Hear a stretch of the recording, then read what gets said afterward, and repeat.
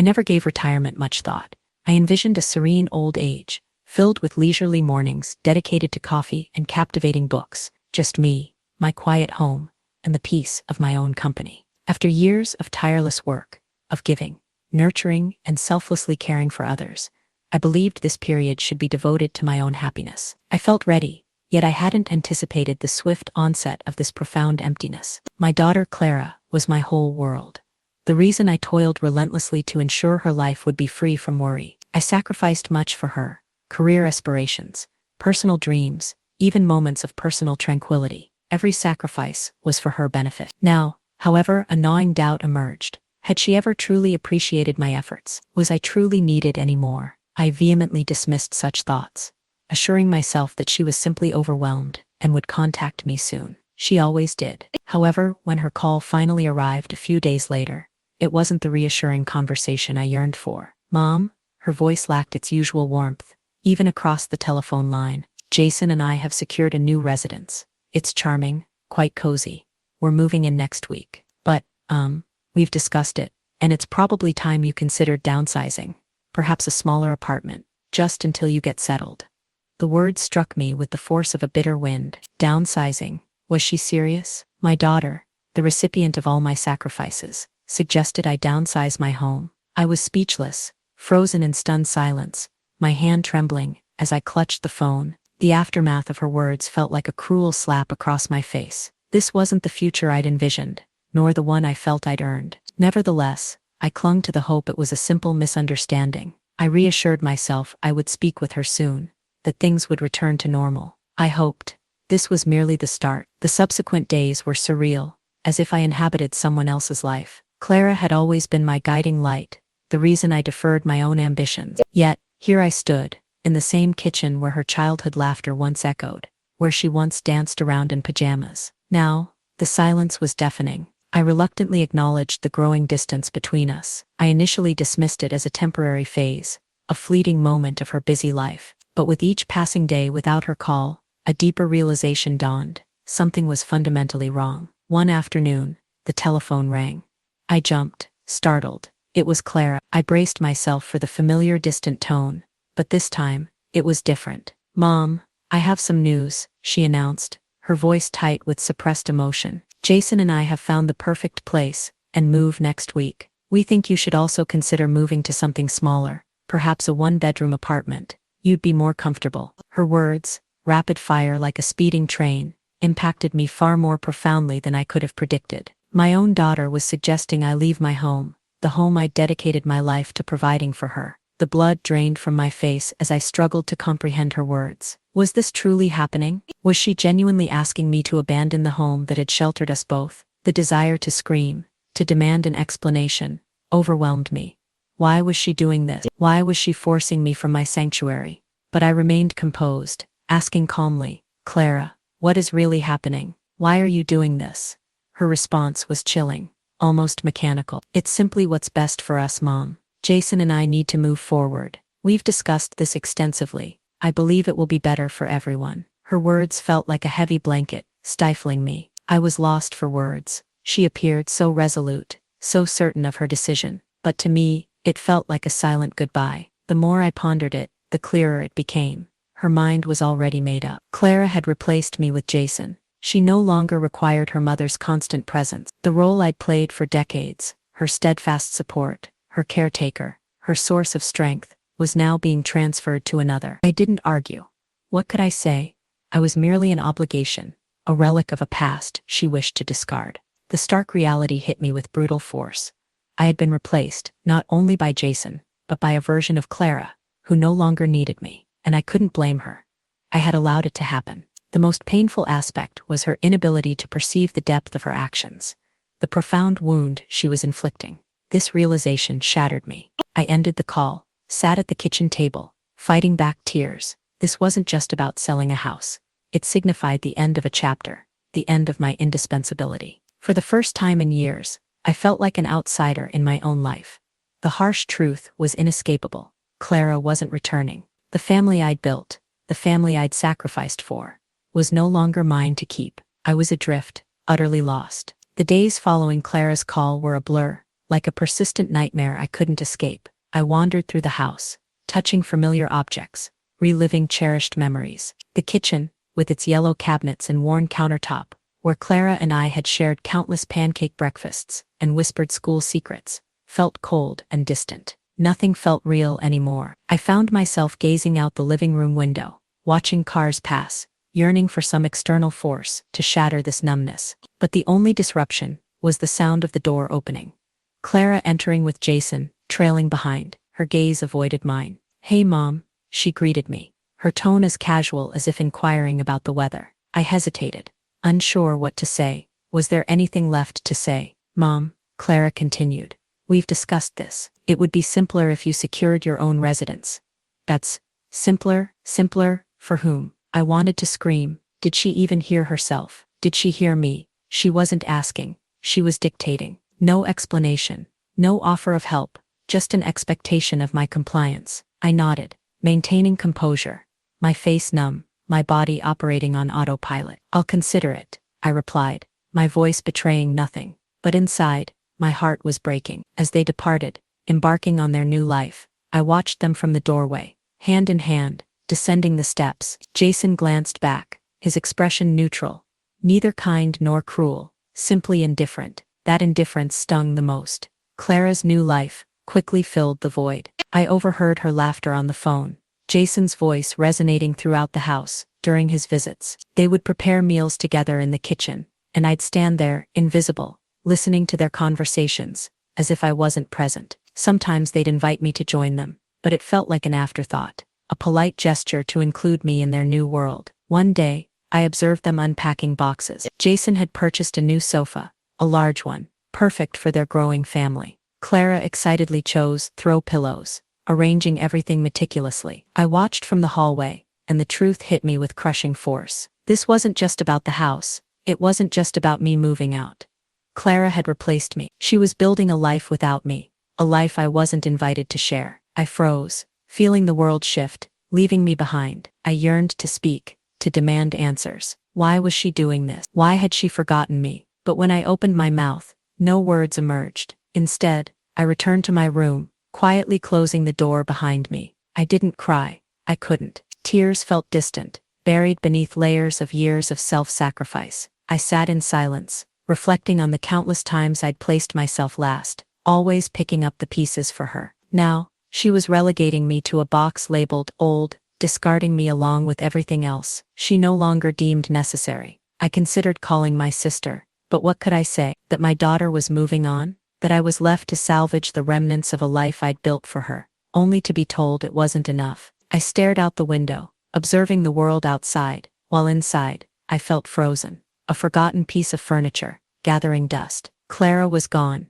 and so was I, or so it felt. I realized the ease with which she and Jason had moved on. That was the most difficult pill to swallow. It wasn't the move itself, it was the realization that Clara no longer needed me, as she once did. That was the true sting, and no amount of old photographs or fond memories could alleviate that feeling. For the first time, I felt like a stranger in my own life. The days after Clara's visit stretched endlessly, each one heavier than the last. It was like living in slow motion, each second dragging me deeper into a cold, unfeeling void. I moved through the house, my house, feeling as if I was traversing someone else's life. Nothing felt real anymore. The empty chair at the kitchen table, the silence in the living room, it was all suffocating. Then, Clara returned, but this time, it was different. It wasn't a casual drop-in. There was an urgency in her movements, a finality in her demeanor. She entered the living room, Jason trailing behind, his hands deep in his pockets, avoiding eye contact. He didn't acknowledge my presence. "Mom," Clara began, her voice devoid of its former warmth, "we need to discuss the house." My stomach churned. I anticipated what was coming, but hearing her speak so casually about the home where I had raised her made it feel brutally real. "We believe it's time to sell," she continued. "It's too much for you to manage alone, and well, I have my own life to consider." My chest tightened. "Sell it? You want to sell the house? This house?" She nodded, her eyes fixed on her phone, tapping away as if compiling a shopping list. "It's logical. You don't need all this space. Jason and I are already looking for new places. It will be better for everyone if we proceed." I tried to speak, but no words emerged. What could I say? Better for everyone felt hollow. Better for them perhaps, but not for me. This wasn't just a house. It was my life, my history, everything I had built. And now, it was being taken from me. Clara, I managed, my voice trembling slightly. You can't be serious. You're talking about selling our home. Your home, just like that. She didn't look up. It's just a house, Mom. We can't remain here forever. It's time to move on. I'm doing this for both of us. I longed to scream, to articulate the depth of my pain, the magnitude of my sacrifices for her, for this family. How had it come to this? But instead, I sat silently, feeling the weight of her words crush me. It wasn't merely the house, it was everything. My place in her life, my worth, the role I'd played for decades was reduced to an afterthought. Don't worry, Clara added, offering a hollow consolation. We'll handle everything. You can move into that small apartment you mentioned. I had no idea what she was referring to. That small apartment, a place I'd viewed weeks ago, wasn't home. It wasn't where I belonged. It was a place of isolation, where I'd be invisible, just another elderly woman, quietly living out her days. That wasn't my life, not yet. Jason stepped forward, offering a smile that didn't reach his eyes. Grace, we want what's best for you. This place is too large for you now. It's simpler to move on. His words stung, cold and indifferent. He wasn't wrong. The house was large for one person, but that wasn't the issue. Clara had already made her decision. I didn't matter enough for her to even consider my feelings. She'd replaced me with Jason. They had a new family, one that didn't need me. Simpler, I repeated softly. For whom precisely? Clara glanced up briefly before returning to her phone. For all of us, Mom. It's the sensible choice. Tears threatened, but I held them back. No more tears for a daughter who couldn't see me, who couldn't see the woman who had given her everything. Okay, I said, my voice steady, despite the turmoil within.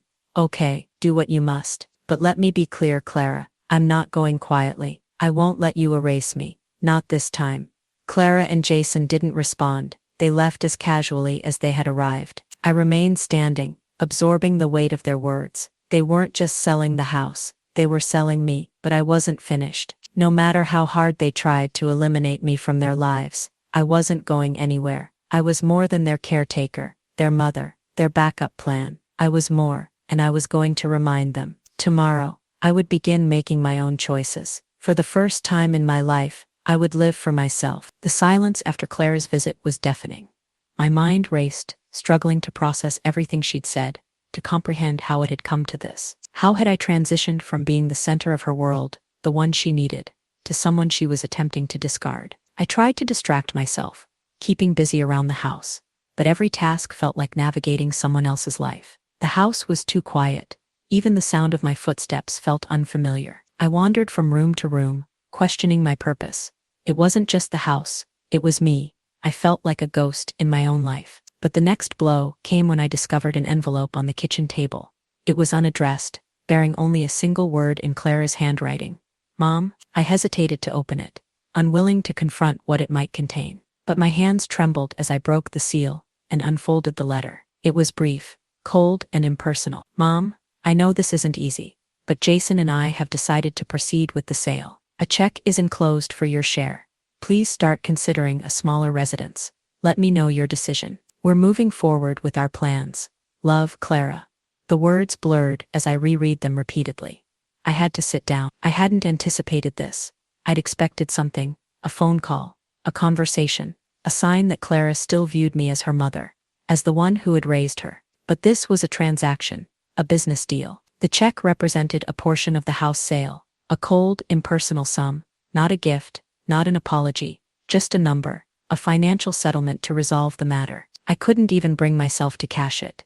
I stared at the check in disbelief, my heart sinking with each passing second. Clara hadn't even attempted to conceal her intentions. She had replaced me. All those years of sacrifice, the late nights helping her with homework, caring for her during illnesses, the emotional labor of holding our family together, were reduced to this: a check and a letter. I had given her everything, and in return, she offered a quick fix, a means of efficiently discarding me. I was no longer her mother. I was an inconvenience. This check wasn't a gesture of love. It was a way to close the door without guilt. I crumpled the letter and discarded it. I couldn't bear to look at it any longer. I felt betrayed, not just by Clara, but by the very concept of family I had cherished for so long. This was the moment I realized my role in her life had always been one of convenience. Her words echoed in my mind. I hope you understand. I couldn't understand. I could never understand. How could she be so cold, so unaffected by everything I had done for her? I had spent years prioritizing her needs, and now she'd found someone else to fulfill that role.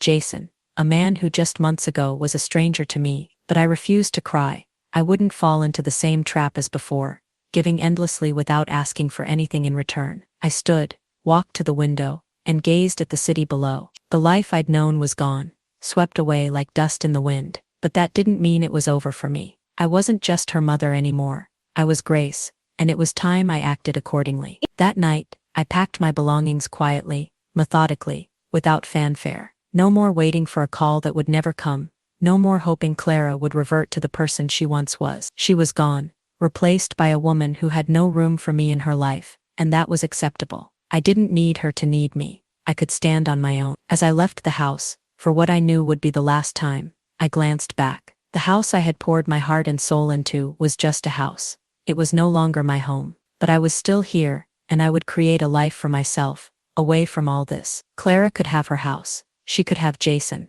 but she wouldn't have me. Not anymore. For the first time in a long time, I felt a spark of hope, a reminder that I wasn't finished. I wouldn't simply fade away. I had more life to live, more to give. This wasn't the end. It was a new beginning.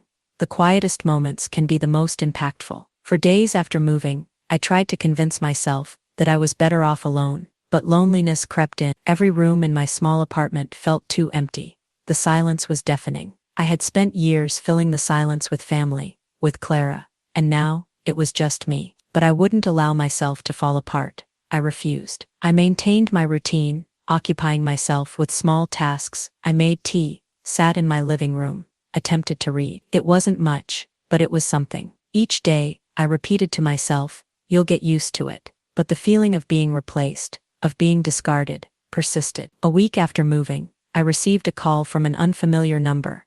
Something compelled me to answer. Hello, I said, my voice, surprisingly steady, despite my racing heart. Mom, it's Clara. Her voice trembled slightly, a tone I hadn't heard in a long time. My heart lurched. Could this be it? The call I'd been waiting for. The apology? Mom, she began, pausing. I heard Jason's muffled voice in the background. What is it, Clara? I asked, maintaining composure, refusing to get my hopes up. I don't know how to say this, she hesitated. But Jason and we've been discussing this, and it might be best if you stayed with us for a while, until you settle. You can use the guest room. A bitter laugh escaped me. Stay with you, I repeated. You mean return to the house? I sensed guilt, awkwardness. She was unsure how to rectify the situation. It's not permanent, she quickly added. Just temporarily. We want to make sure you're all right. Worried about me. These were the same people who'd ejected me, without a second thought. Now they were concerned. My mind raced. I considered returning briefly. Perhaps this was my chance to repair our relationship, to mend the growing rift. But then I recalled the letter, the check, the cold distance. No, Clara, I stated firmly, my words sharper than intended. I don't require your charity. I don't need to be your burden anymore.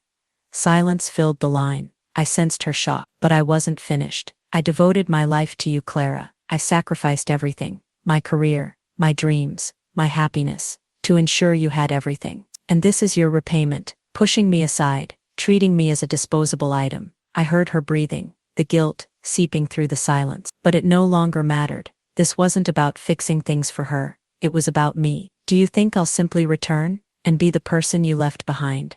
I continued, my voice trembling. No, Clara, I've given too much for too long. I'm finished being the person you turn to, when convenient. I'm not your safety net anymore. A long pause followed. She struggled to find the right words, but it was too late. I'd made my decision. I don't want your guest room, I said softly, but firmly. And I don't wish to be part of your new life. I'll manage this myself. You no longer control that. I hung up. I stared at the phone, feeling a wave of relief. I'd done it. I'd drawn the line. I wouldn't return. Not to that house. Not to that life. Clara was gone. She'd replaced me. But I refused to let that define me. I didn't need her validation. I had to find a new purpose, a new life. It was time to move forward, on my own terms. The days after my call with Clara passed slowly. My apartment was quieter than usual, as if the silence had seeped into the walls, becoming a palpable presence. I tried to fill the void with activities, reading, organizing old files, staring at picture frames, pretending they weren't reminders of a life I'd once had. Nothing felt the same. I hadn't heard from Clara since that call. I half expected her to appear, to apologize, to beg me to return. In some ways, I even hoped she would. Perhaps she'd realize what she'd done, that I wasn't a disposable part of her life, to be discarded when things became difficult. But the silence persisted, louder than her absence. 2 weeks later, I received a text. My heart skipped at the sight of her name, but the message wasn't what I'd hoped for. Mom, I'm sorry. I hurt you. I'm trying to resolve things with Jason. He's a significant part of my future. I hope you understand. It's not easy. I'll be around. I stared at the message, rereading it, hoping it meant more than empty words. It didn't. It was a reminder that she was moving forward without me. No apology, no genuine understanding of the depth of her hurt. She remained consumed by her own world, her new life, her new family. And I was an afterthought, a side character in her story. I didn't reply. I couldn't. I wouldn't play the role of the forgiving person, simply because it was expected. Not anymore. A few days later, a police officer arrived at my door. No call, no text, just Clara standing there, as if possessing all the answers, ready to fix everything. Mom, she said softly, hesitantly, shifting from foot to foot, unsure of her next move. Can we talk? I saw vulnerability in her eyes, cracks in her usually confident facade. She looked weary, in a way I hadn't seen before. Perhaps she'd realized her actions weren't as simple as she'd believed. I didn't invite her in immediately. I simply stood there observing her. Part of me wanted to let her in, to hear her out, to believe this was her moment of regret. But another part, the deeply wounded part, wanted to shut the door in her face. Why are you here? I asked, my voice calm but firm. I'd learned to protect myself from her hurt. I don't know, she admitted, her voice cracking slightly.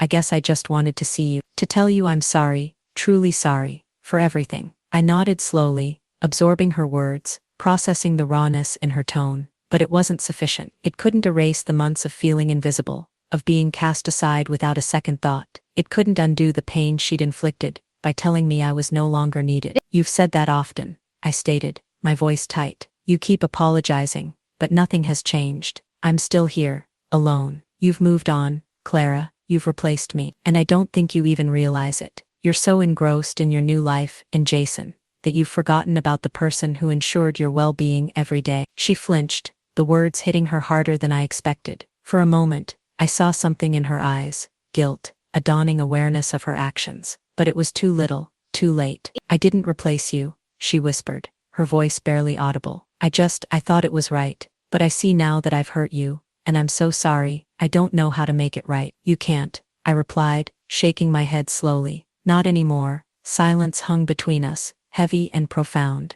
Clara's eyes welled up. For the first time in a long time, I saw the daughter I had raised, the one who had needed me, the one who had once seen me as her world. But I couldn't return to that. I couldn't let her undo what had already occurred. Not for me, not for her. Maybe you don't need me anymore, I said softly. And perhaps that's okay. But I need to learn to live for myself, Clara. Not for you, not for anyone else, just for me. Her tears flowed, but I didn't move. I have to go, I said after a pause. You don't need me, you have Jason. That's where you belong. But I'm finished being the person you turn to when convenient. I won't be that for you anymore. I saw her struggle, her face contorted with confusion and regret, but I couldn't fix it. Not anymore. I had given her all I could, and she had taken it without fully appreciating it. I'm sorry, Mom, she whispered, before turning and leaving. I closed the door, and the silence returned. But this time, it wasn't suffocating. It was liberating. For the first time in a long time, I was alone, but I wasn't lonely. And that was a feeling I hadn't experienced in years. I was free. The days after Clara's departure felt strangely light, almost surreal. For the first time in weeks, I awoke without the familiar weight on my chest, the suffocating feeling of abandonment, of being replaced. This sense of invisibility, of losing my place in the world, had been building for so long, and yet, now that it was gone, I was unsure how to feel. I spent the first few days simply being. It felt odd at first, sitting in the quiet, knowing I wasn't being pulled in multiple directions, that I wasn't waiting for Clara's call or text, or trying to anticipate her expectations. But as the silence lingered, I realized it wasn't loneliness, it was freedom. For 4 years, I had been the one holding everything together: the house, the family, the schedules, the needs. I had never prioritized myself, but now, it was all mine to manage. I started small, taking walks, picking up my paintbrushes again, something I hadn't done in years. I found an old canvas, a reminder of a time before I was just Mom, Clara's caretaker. I painted, not for anyone else, but simply because I wanted to. The colors felt right, as if they belonged. For the first time in ages, I didn't feel accountable to anyone. I spent days exploring the city. I had always lived here, but I'd never truly explored it. I'd been too busy, too focused on others' needs. Now, I saw it differently. I discovered hidden cafes, art galleries, quiet spots by the beach. I went to these places not because I was expected to, but because I wanted to. I thought of Clara occasionally. Of course, I couldn't erase her from my mind. But as the days passed, I realized something. The part of myself lost in her shadow, the part that had given everything for a daughter who hadn't even seen it, was still there. She was buried beneath years of sacrifice and silence. But now, with the weight of Clara's absence, I could finally breathe. I wasn't just Grace anymore. I was something else, someone with dreams, with a life waiting to be lived. One evening, watching the sunset, I realized I'd lived for others so long that I'd forgotten what it felt like to live for myself, to be Grace without labels, without expectations, just me. A few weeks later, my phone rang. It was Clara. My heart skipped, an old reflex I hadn't relinquished. But this time, when I answered, I wasn't afraid. I wasn't the same person as the last time we spoke. Mom, Clara said, her voice softer, uncertain. I've been reflecting on everything, on how I treated you. I'm sorry. I shouldn't have pushed you away. I closed my eyes, the weight of her apology hanging in the air. I didn't know what to say. I had waited for this moment, for Clara to realize her actions. But now that it was here, it felt hollow. The words were kind, but they didn't fix everything. I've been reflecting too, I replied, my voice steady. And I don't need your apology, Clara. Not anymore. I needed to learn to live for myself, and that's what I'm doing. I'm not angry. I'm not upset. I simply don't need you to care for me anymore. I need to care for myself, just as you need to care for your life. Silence filled the line. I wondered if she understood, if she realized this wasn't about her, but about me. I think I needed to hear that, she finally said, her voice small. I've been selfish, but I'll figure it out. I hope you know I love you, Mom. I smiled, though she couldn't see it. I love you too, Clara, but you must live your life, and I must live mine. After the call, I sat back, letting the quiet settle. It felt right, like a weight had lifted. But this time, not because of Clara or anything else. It was because I had finally learned to live for myself. In the weeks that followed, I didn't look back. I found new hobbies, new passions, new ways to fill my time unrelated to anyone else. I started volunteering, helping others, in fulfilling ways without draining myself. I even began planning trips, something I'd never done before. I wasn't the same person who had chased Clara's approval or clung to a life that wasn't mine to keep. Now, I was living for me, and for the first time in a long time, I was excited about the future. The road wouldn't be easy, but I knew I wasn't alone. Not anymore. For the first time in years, I felt whole. This was the start of a new chapter, one that was entirely mine. Months later, my apartment felt more like home. I'd transformed the living room into a space where I could relax, read, or paint, without worrying about others. The past weeks had been filled with small victories, reclaiming my time, enjoying my space, rediscovering the woman I'd buried for years. One afternoon, the doorbell rang. I wasn't expecting anyone. I hadn't heard from Clara since our call, and no friends or family visited unannounced. The ringing persisted, forcing me to put down my book and answer the door. I opened it cautiously, just enough to see who was there. It was Clara. It was Clara. She looked different, a weariness in her eyes, a quiet exhaustion. Her face was drawn, her hair, less neatly styled. It was as if the weight of everything had finally caught up with her. I took a deep breath before speaking. My heart skipped. It had been a while, and though I was ready, I was unsure what to expect. "Hi, Mom," she said softly, her voice cautious, as if uncertain of her welcome. "Can we talk?" I hesitated. I'd moved on, unsure if I was ready to revisit the past, but I knew I'd eventually have to confront this. I opened the door wider. "Come in," I said quietly. She entered hesitantly. I led her to the couch, offering her a seat. I sat opposite her, waiting, but she remained silent, her hands clasped tightly. She seemed different, not the person who had so casually dismissed me months before. I broke the silence. What's going on, Clara? Why are you here? She took a deep breath, her eyes downcast, gathering her courage. I don't know how to say this, but I've been thinking a lot about you, about what happened, about how I hurt you. My heart tightened, but I didn't show it. I'd come too far to revert to the role of victim. I don't need your apology, I said quietly, my voice steady. I've moved on, Clara. I'm living my life. For the first time in a long time, I've stopped waiting for you to fix things. She looked up. I saw a flicker of something in her eyes. Regret, perhaps, but something deeper. I don't expect forgiveness. I can't undo what I did. I had to see you. I had to tell you I'm sorry. For everything. A bitter laugh escaped me. You don't get to show up now, Clara. Not after everything. Not after you easily replaced me with your new life. Her eyes filled with tears, but she quickly wiped them away. I didn't want to hurt you. I didn't know how to fix it. But I see now what I've done. I didn't realize how much I was asking. You gave up everything. And I pushed you aside. I watched her, her face contorted with guilt. It wasn't enough. You did push me aside, Clara. You took everything I gave, and discarded me when I was no longer useful. She nodded, her voice a whisper. I was selfish. I see that now, and I'm sorry. I'm sorry for taking you for granted. The words hung heavy. I considered telling her how much I'd hurt, how deep the pain ran, how much I missed our old relationship, but I couldn't. I wasn't that person anymore. I didn't need her apology to feel whole. I know you're sorry, I said softly, but it doesn't change anything. You've made your choices. You've moved on, and I've learned to do the same. I can't go back. She nodded, her shoulders slumping. I understand. I wanted you to know.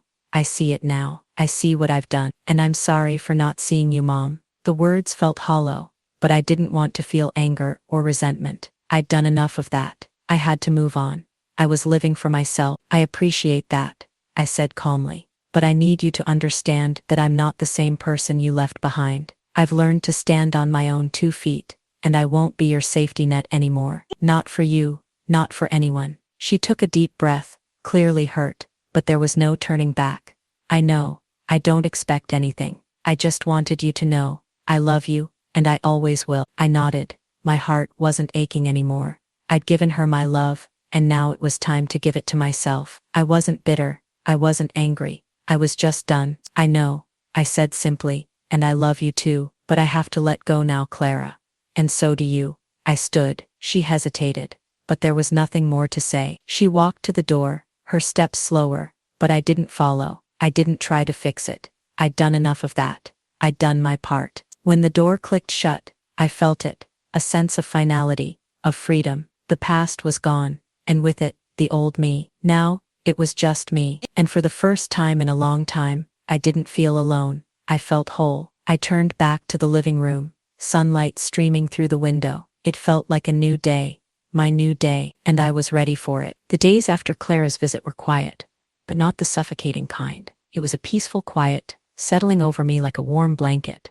The weight that had pressed on my chest for months, maybe years, had finally lifted. The emptiness I had feared was now filled with a freedom I hadn't known I was capable of. I had spent so many years giving, bending, shaping myself to fit others' needs. I had sacrificed parts of myself for Clara, for the family, for their approval. But now, finally, it was just me, just Grace. For the first time in a long time, I felt my breath come easier.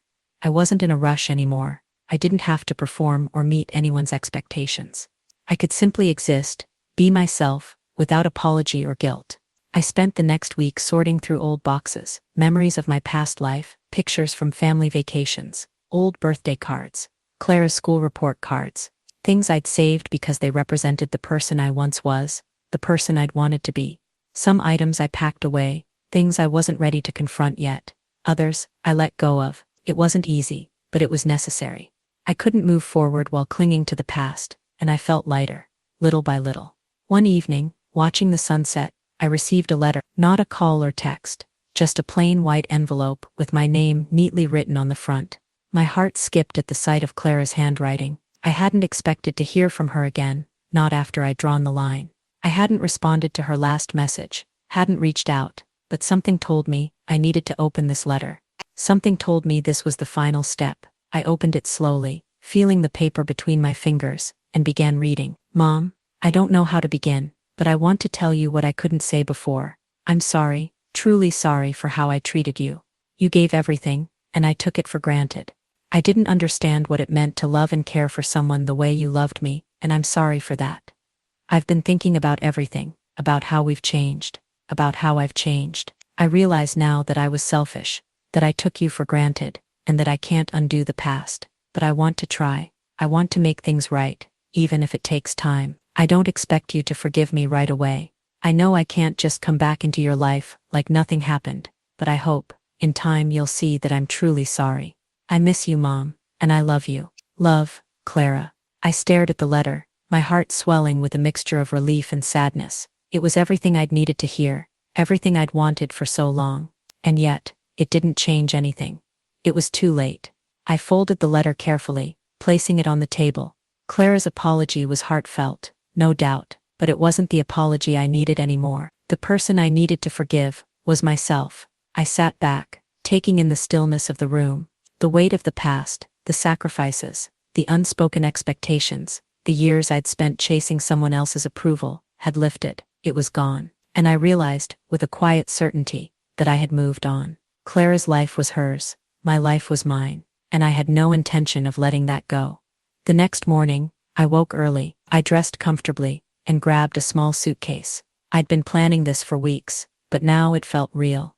This was my moment. I'd booked a one-way flight, a new adventure, a new beginning. No more looking back, no more regrets. As I boarded the plane, a sense of calm washed over me. I wasn't running away. I wasn't hiding from my past. I was stepping into a future I'd always dreamed of, but never had the courage to pursue. Now, I was doing it. For me. The flight was long, but I spent it lost in thought, imagining all the places I would go, all the things I would do. The world was still wide open, and it was waiting for me.